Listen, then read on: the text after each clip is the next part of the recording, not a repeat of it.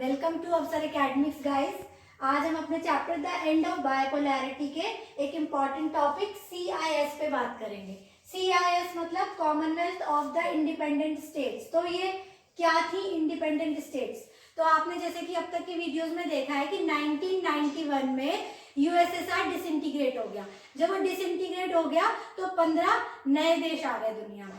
तो इन सारे देशों ने आपस में मिलकर एक एसोसिएशन बनाई जिसको कि बोला गया Commonwealth of the independent state. ठीक है, ये एक फ्री एसोसिएशन थी, मतलब जिसका मन करे उसमें शामिल हो जाए और नहीं मन कर रहा है तो आप शामिल ना हो। इसके अलावा इसके जो भी ये डिसीजंस लेते थे वो भी बाध्यकारी नहीं थे कि मतलब मानने ही पड़ेंगे। तो ये एक तरह की फ्री एसोसिएशन थी।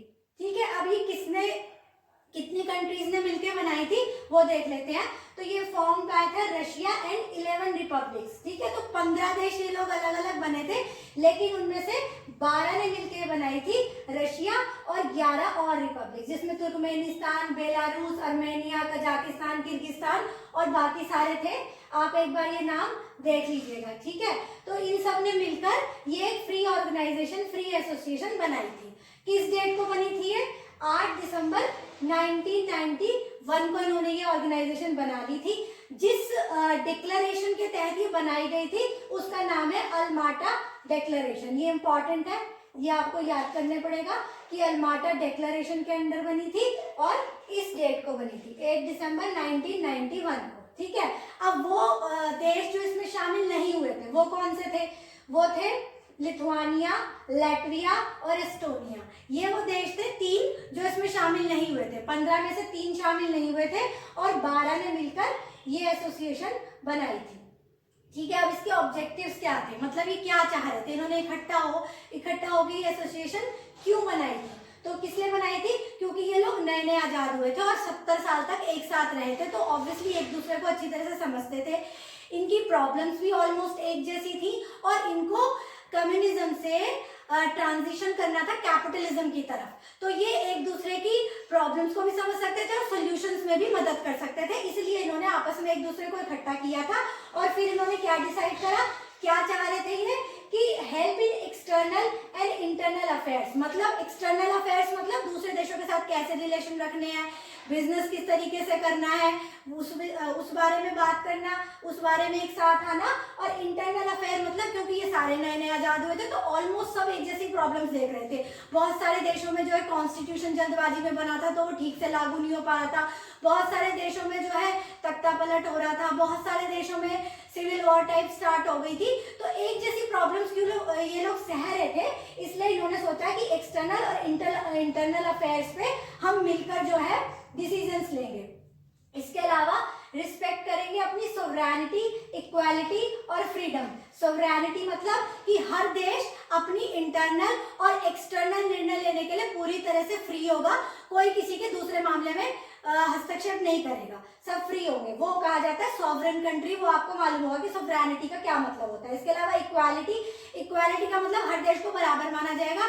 ये नहीं समझा जाएगा कि कोई बड़ा है या कोई छोटा है, कोई किसी को डिक्टेट करेगा, ऐसा नहीं माना जाएगा। इसके अलावा फ्रीडम का मतलब है कि सब देश अपने आप में फ्री हैं, कोई किसी को हथियाने की, हड़पने की कोशिश नहीं करेगा। तो ये इनके ऑब्जेक्टिव थे। इसके अलावा equal status in the international relations. ठीक है, इंटरनेशनल रिलेशंस में मतलब दूसरे देशों के साथ इनका जो रिलेशन होगा या दुनिया में जो इनका ओहदा होगा वो सबका बराबर होगा। ऐसा नहीं होगा कि कोई कंट्रीज है, मान लो रशिया, उनमें उसका सक्सेसर था USSR का तो उसकी कुछ ज्यादा इंपॉर्टेंस होगी, बाकियों की नहीं होगी।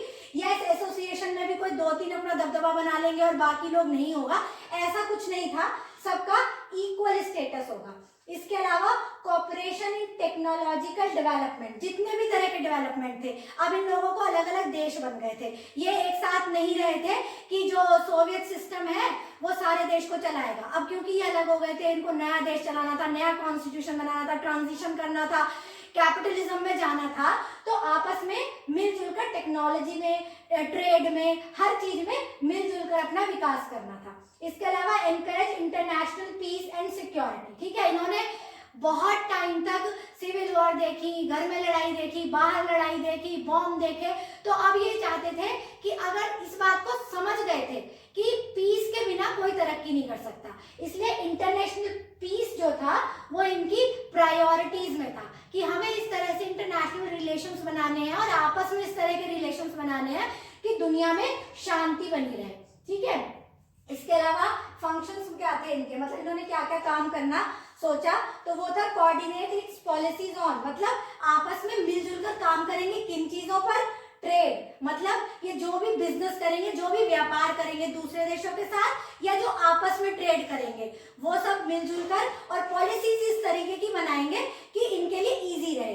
इसके अलावा इकोनॉमी के विकास में, फॉरेन रिलेशन किस तरीके से बनाने हैं दूसरे देशों के साथ रिलेशनशिप्स में, डिफेंस मतलब देश की सुरक्षा के मामलों में, इमिग्रेशन मतलब एक देश से दूसरे देश में आने जाने की सुविधाओं के बारे में, एनवायरमेंटल प्रोटेक्शन मतलब जो आजकल सबसे मेन मुद्दा क्या है दुनिया का, कि पर्यावरण जो है वो खराब होता जा रहा है, एनवायरमेंट में इतना प्रदूषण हो रखा है, जो इतना खराब हो रखा है, तो इनका मेन ऑब्जेक्टिव था कि इस तरह से डेवलपमेंट किया जाए कि एनवायरमेंट जो है वो खराब ना हो। इसके अलावा पॉलिटिकल अफेयर्स मतलब दूसरे देशों के साथ जो रिलेशंस है उनको किस तरह से रखना है, आपस में व्यापार और फाइनेंस, इन सब बातों में इन लोगों को अपने काम मिलजुल कर करने थे। तो इस तरह से ये एक CIS एसोसिएशन थी जो 12 देशों ने मिलकर बनाई थी, 3 देश शामिल नहीं हुए थे।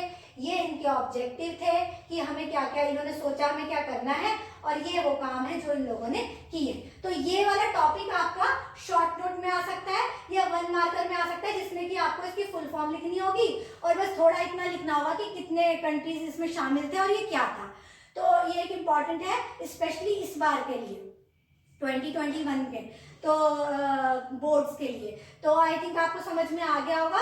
अगर कोई भी पॉइंट समझ में नहीं आया तो आप कमेंट सेक्शन में पूछ लीजिएगा और हमारे चैनल को जरूर सब्सक्राइब कीजिएगा। Thank you.